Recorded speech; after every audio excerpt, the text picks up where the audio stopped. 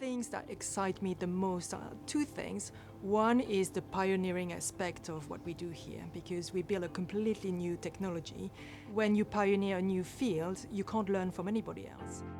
Hi, I'm Annelise Vudepoel, and I work for immunocore, and I'm their Chief Technology Officer, and I'm also the site head here.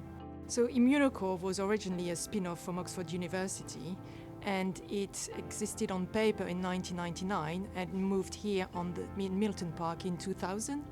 We started back in 2000 in other buildings, we call the sheds.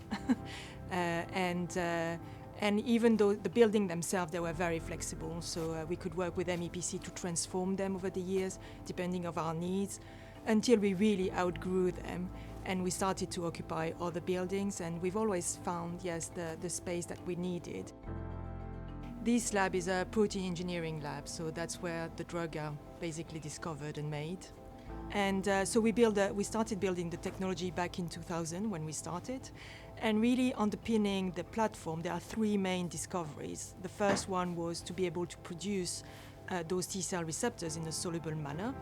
And the second one was to make them higher affinity, because they have naturally very low affinity. The third one is the T-cell receptor in itself doesn't have any function. When it's disconnected from its cell, it's not going to do anything. So we needed to fuse the T-cell receptor to an effector function that would redirect the T-cell killing to kill the cancer cell. So those were really the three inventions. They were made between 2000 and 2008. And so in 2010, that's when we had our first drug going into the clinic. So it went for clinical trials in 2010.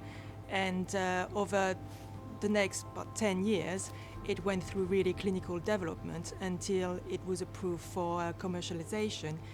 And beyond, we've got also two programs in the clinic for infectious disease, for HIV and HBV, which could also be really exciting. And more recently, last year, we've been recently adapting the platform to treat autoimmune disease as well. And last year, we've nominated our first candidate drug to go into clinical trial for type 1 diabetes, which would go into the clinic by the end of next year.